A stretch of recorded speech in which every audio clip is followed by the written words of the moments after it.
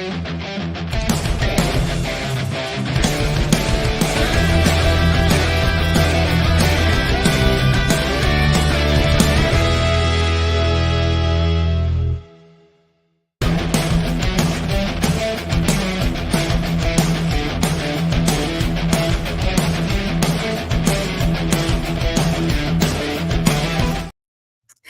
there, this is Stella, and welcome to the Wrestling Time Post Show.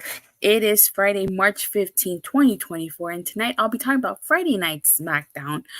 Alright, let's kick things off talking about this Rock concert. Daniel says he really didn't like some of the things on tonight's SmackDown because when somebody mentions your mother, I tune out of the crowd. It was bad, and it was bad in my everybody. Everybody has their own opinion, so that's okay. Oops, I meant bad, and hello. It's okay. It's really understandable, So you guys know that The Rock does. If you smell what the final boss is cooking, yes, we'll get into that.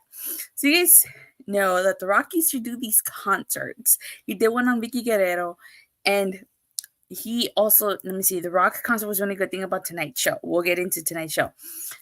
He also did one about Sacramento. Who can forget the Sacramento one when he said, I'll be sure to come back when the Lakers beat the Kings in May. That's so iconic, And he not only that, but he brought back the Hollywood Rock theme. If I smell what NXT is cooking, I don't smell what NXT is cooking because I don't watch it on a weekly basis. We've discussed this. So, I like the fact that The Rock mentioned how every week he torches the city he's in, and that's why he buried Salt Lake City, Utah, and he just, oh my god, that was just bad. I felt bad for Utah, but since they were in Memphis, Tennessee, he says that he began his wrestling career in Memphis, Tennessee, in this whole Rock concert and stuff. He talked about how about Cody Rhodes and about Seth freaking Rollins. He brings up Mama Rhodes, which was, depending on how you feel, not a good thing. He talks about how Seth Rollins is the living embodiment of cringe because Becky's so more popular than him, and he's gonna make sure Seth Rollins' title disappears. So they keep saying that. So what's gonna happen to the title? How's he going to make it disappear? Do they mean, I guess they probably mean from Seth Rollins, because he's probably definitely losing that title to Drew McIntyre. And this is interesting, though. The Rock starts referring to himself as a final boss, which is interesting because Roman Reigns is the head of the table and the tribal chief. So who has more power, The Rock or Roman Reigns? Hollywood Rock is back. I popped hearing that old theme. Oh, yeah. Hey, Io. I didn't think we would see Hollywood Rock with that theme song, but hey, we did. And he starts after he finishes his concert, which he mentions Stardust, and he shows his picture of Seth Rollins and Becky Lynch. And just, let me see what he says to say. Glad to hear Hollywood Rock theme again. Yeah, it was good to hear it again. So after the Rock concert's over, he talks about the slap that Cody Rhodes gave him last week. How did we go from Rock slapping Cody to him mocking his mother? I don't know how he got there. We want to forget that image of Stardust. I think everybody does. Now, if you guys remember on Raw, Cody Rhodes got emotional. He started crying. And so The Rock showed that footage and he mocked him. He was laughing at him for crying. And then he brought up Mama Rhodes, Cody Rhodes' mom. And he said that he's going to make her and the family pay for something that Cody took from him. That belt that Cody carries? The Rock bought one out. And he said that that him and Roman Reigns are going to beat Cody with that belt. And after it's covered in Cody's blood, he's going to hand it to his mom. And he will wipe her tears and whisper, "What can I say except you're welcome?" Which is apparently a quote from Moana. And I haven't seen Moana, so I don't get the reference. But apparently that's from Moana. And he says, if you smell what the final boss is cooking. So like I said, very interesting. He's calling himself the final boss. We didn't get a lot of Rocky Sucks chants here tonight. The crowd was all for The Rock. So, The Rock is just coming in hard for Cody Rhodes. Poor Cody. I haven't seen the movie either. Yeah, I haven't. So this is the "You're Welcome" song from the film. I've never seen Moana. So they make reference to that. If nobody would have told me that was a Moana reference, it would have flown over my head. Memphis is pro rock. Yes, they are. They're pro rock. But I thought this was a really great opening segment, a great way to open Friday Night SmackDown. And like just The Rock is just such a great heel. I'm really glad that he leaned into this whole heel persona after the fans basically like turned on him because they wanted Cody Rhodes. So this is really, really good. And I cannot wait to see what else we get during this storyline. Oh, what you guys think of the Rock concert and of this opening segment? Let me know in the live chat or in the comment section down below. So we get the Mania title match qualifiers, Legado del Fantasma versus the LWO. This wasn't a bad match. Let me see. This is his best work in years. Yeah, I agree. It's definitely his best. To me, a final boss is and will always be Shao Kahn. Is that from Mortal Kombat? Sounds familiar. So I thought this was a decent match. As you guys know, Legado del Fantasma and the LWO have been feuding since Santos Escobar attacked Rey Mysterio. Yes, okay, I was right. So, Legado del Fantasma won this match. It's no surprise here. Their rivalry is not over. Oh, hey, JJ. Oh, yeah.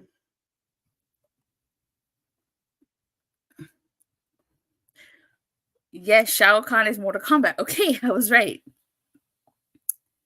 So you get LA Knight interview. And he basically calls out AJ Styles on this, and he challenges him to a match at WrestleMania. If you guys remember, during the Elimination Chamber, AJ Styles entered the Elimination Chamber and cost LA Knight an opportunity to face Seth freaking Rollins at WrestleMania for the title. And like LA Knight, found it baffling that AJ Styles could fly all the way to Australia, but apparently couldn't show up to SmackDown. LA Knight, the best con is from Star Trek Con. I'm not a Star Trek fan. So AJ Styles attacks him from behind with that steel chair, and he accepts the challenge. So it seems like that's going to be the WrestleMania feud. I feel like I originally heard that it was going to be LA Knight, versus Logan Paul for that US title. So it's going to be LA Knight versus AJ Styles. More on Logan Paul later. I really hope LA Knight wins. I feel like he deserves that moment, especially that after he was left off the WrestleMania 39 card. It made the most sense for him to be on WrestleMania 39. He's for that Hollywood, it would have fit perfectly. Glad the LWO lost this one. After all, they won the match on NXT to qualify for a chance at Braun Breaker and Baron Corbin. It would have made sense for them to qualify here too. What chance? Like to face LA First Mania? Yeah. That's why she should watch NXT Weekly. Good luck with that. Good luck trying to get me to watch NXT Weekly. So I hope, this WrestleMania's LA Knight, moment. He should go over AJ Styles and he should get his WrestleMania moment, the moment that he was so robbed of last year. So hopefully. Damn right what?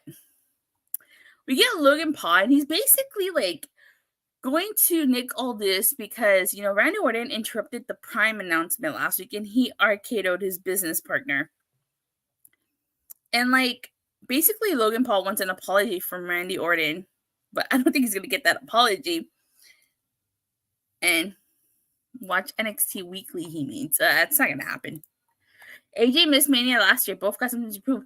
That's right. He did miss Mania last year. They do both have something to prove. But I still think LA Knight should go over AJ Styles.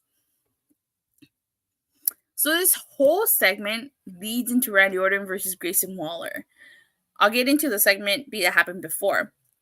And during this match, well, actually, even not during the match, before the match, Randy Orton goes out there and he's just taking his sweet ass time entering the ring, and he's making Grayson Waller wait basically for this match to start.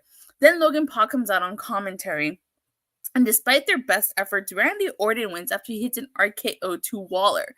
They try to do the same old shtick post-match assault until KO comes out, and then we find out that Logan Paul's going to defend in a triple threat match against Kevin Owens and Randy Orton at WrestleMania. That's not the direction I thought they were going to go, but hey, I'm okay with that. Styles going over 9. He should. So Jimmy Uso responds to Jey Uso's challenge. If you guys remember on Raw, Jey Uso challenged Jimmy Uso to a match, brother versus brother, at WrestleMania. He took his hand because he knew it would be an easy match for him. And that's true. That's probably why he did. So basically, Jimmy Uso accepts. He accepts the challenge. Austin Theory with some great selling. Yeah, that's true. So he accepts it. I honestly think Jay's probably going to defeat Jimmy. And I think Jay should defeat Jimmy. If the only reason Jimmy were to defeat Jay was because of Solo Sikoa. Yeet. And I'm surprised he said yeet, considering the fact that Roman Reigns is not like it when he says yeet. Real quick I like to say I admire The Rock for showing up. The Rock has shown up more than Roman Reigns has this year alone. So props to The Rock for showing up. We get a Dakota Kai interview, and she's basically saying that the message for everyone for all the girls in the locker room is that they run the show. And that they had to kick Bayley out to make Damage Control stronger. History dictates that Jimmy should defeat Jay. Huh. I can see why you say that, but I think Jay should go over. We had Dragon Lee versus Santos Escobar. This was a decent match, but I didn't like how short it was. I feel like this match was really, really short. They didn't let Dragon Lee and Santos Escobar go. I mean, if you let them go, they could freaking go. And I didn't like how short this was. I wanted more from them. I do appreciate that we got a lot of Latino talent on tonight's show, especially because one of my biggest criticisms from WWE is that the fact that they don't really use their Latino talent as much. So I really like the fact that we got a lot of Latino talent showcased tonight. But I really disliked how short this match was. The Bloodline won't help Jay. Won't let Jay be free. A win over Jimmy will help. Exactly. So Santos Escobar was victorious. And again, same old shtick here. Post-match assault on Dragon Lee. Until Carlito comes out to help Lee. Carlito also gets taken out. Until finally Rey Mysterio comes out. And he's basically asking Santos Escobar why run. Like, I love the fact that he says it in Spanish. If you don't know Spanish, he basically said this. Whatever he said in Spanish, he said in English. His familia, the family, and stuff. So he challenges to a match. He challenges Santos Escobar to a match next week because he's going to slap the stupid, arrogant smile off his face. This Santos Escobar versus Rey Mysterio should be the WrestleMania match. I feel like something's going to probably happen or go down in this match that will probably cause a WrestleMania rematch. Latino representation only on SmackDown. Right? Only on SmackDown, it seems like it. But we'll see. I do think that's going to be the blowout match. Santos Escobar versus Rey Mysterio. It should happen at WrestleMania, but maybe we'll get more. Maybe we'll get like a faction warfare here. It's going to be the LWO versus Legado and Fantasma. And everyone's going to be involved. You're going to get Angel Humberto, Santos Electra Lopez, versus Zelina Vega, Cruz de Toro, Joaquin Wilder, and Rey Mysterio. Like, this whole thing started because, and Rey Mysterio even alludes to this, that they bought Carlito in. WrestleMania 10 and 25, the less popular brother, Owen Hart and Matt Hardy, defeated the more popular brother, Brett and Jeff. So Jimmy, the less popular, so should be Jay, the more popular. So I think we will see that at Backlash. What? Rey Mysterio versus Santos Escobar? Probably. Maybe. But honestly, Santos Escobar should go over Rey Mysterio. I think that would be the right choice. Although I could see why they would put Rey Mysterio over. But if I was going to go over here, it should be Dominic be the special guest ref to the LWO LDF. And I'm very curious to see if that plays a factor into this. Because on the Raw side of things, Dominic's trying to get all buddy-buddy with Andrade Lídalo. So we'll see how that goes. So we'll get another Mania title match qualifiers in New Catch Republic versus Pretty Deadly. This was a decent match, although I did notice that neither team had an entrance. So I kind of thought that's both doomed for both teams. But this was a pretty decent match. I really like that German suplex and then standing shooting star press that Tyler Bate did to Kit Wilson. No faction warfare at Backlash. No, the faction warfare at Backlash. Oh, okay. But it's no surprise that New Catch Republic won here. I didn't think Pretty Deadly was going to beat them, even though I like Pretty Deadly and they're funny. But I did notice that Tyler Bate and Pete Dunne used a Birmingham Hammer. Totally reminds me, Trent Seven over on TNA uses the Birmingham Hammer as his finisher, which makes perfect sense because at one point, Tyler Bate and Trent Seven were smashed down. Mustache mounted. But so that's why they both use the Birmingham Hammer as a finisher. Pretty snoozy. You don't like Pretty Deadly? Okay. It's okay. You know, Pretty Deadly is not for everybody. Hey now, you're an all-star. Get your game on. Get played. No. That's a really good song. Botch? Yes. Somebody play the botch. Somebody show the botch graphic here. Oh my god. So the main event ended up being Bayley versus Dakota Kai. This wasn't a bad match, but I really disliked how it ended in a disqualification. Simply because Damage Control attacked Bayley. Pretty Deadly are awesome. Yes, boy, exactly right. They're awesome. They kind of remind me of, I don't know if anybody's seen the movie Zoolander starring Ben Stiller. They kind of remind me of Derek Zoolander, Ben Stiller's character. If they do a blue steel during their entrance, I'm gonna pop. Play the Price is Right, Phil Horn.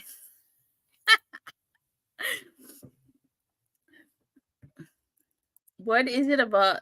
What is there to like about Pretty? They're funny. They're really funny. I think they're funny. So the match ends in DQ, and like Naomi came out to help Bayley, but she also got taken out by Damage Control. I'm really not liking Naomi's booking so far. They're starting to warm up on me. Pretty Deadly. Oh yeah, because that's cool. Like I was saying, I'm not liking Pretty. I mean, oh my god, I keep botching here, man. It's like 10:29 Pacific Standard Time over here, so it's like forgive me for botching. I'm not liking what they're doing with Naomi. I mean, TNA treated Naomi / Trinity like a freaking star. She was knockout champion. She was undefeated until Hard to Kill when she lost to Jordan Gray. She tapped out Deonna Purrazzo. It's just such a major difference in her booking between TNA and WWE. Not liking what they're doing with Naomi.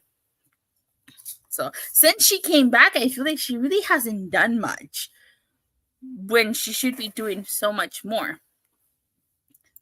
I agree on Naomi's booking. They testing us. Yes, they are, Io. WWE punishing Naomi. I feel like after she walked out, like honestly, in my personal opinion, Naomi should have just stayed in TNA. She was treated like such a star. Really, she even got a win in her final match in TNA. By the way, I noticed Asuka limping a bit. Oh, really? I didn't notice that. So I just don't like. I don't like her booking. That's just me. You can feel free to disagree with me, but when you watch her run in TNA compared to how she's being treated right now, it's night and day. She was a big fish in a small pond in TNA. Now she's a medium fish trying to swim with sharks. So I still somehow, when I went to Hard to Kill, I got some of they gave us glow sticks for Trinity's entrance. I still have those glow sticks. So SmackDown ends with Io Sky doing a moonsault to Bayley with assistance from Damage Control here, and then SmackDown went off the air. For the most part, I have a feeling things will change post-Mania. I hope so. I have a feeling like tonight's show was okay. It wasn't too bad. Trying to rip off DX, I see TNA doing. They were not trying to rip off DX. The glow sticks were a part of Naomi's entrance because she glowed. She was all about that glow. Well, she's been a shark for years, au contraire. So I really did enjoy the Rock concert. I did like Legado del Fantasma versus the LWO. I just felt like the Dragon Lee versus Santos Escobar match was really short. I wanted more. They could have given us more. Bayley versus Dakota Kai ends in DQ, and that was your main event. I feel like the ending should have been different, but I guess they don't want Bayley to get beaten before WrestleMania. I just was not a huge fan of tonight's show. I agree with you, Michael. I had to give it a 5 out of 10. This certainly WrestleMania needs to be now. You're bored. I can see why. But yeah. So it was an okay show, not the best. We're on the road to WrestleMania. So we'll see. Alrighty, well, thanks you guys all so much for watching and for the continuous support. Please don't forget to like and subscribe. Make sure you hit that bell so you get notified whenever I go live or release a new video. And I will see you guys here Monday after Raw. I hope you guys have a happy Stone Cold Steve Austin Day because tomorrow is 3/16. So see you guys Monday. Bye.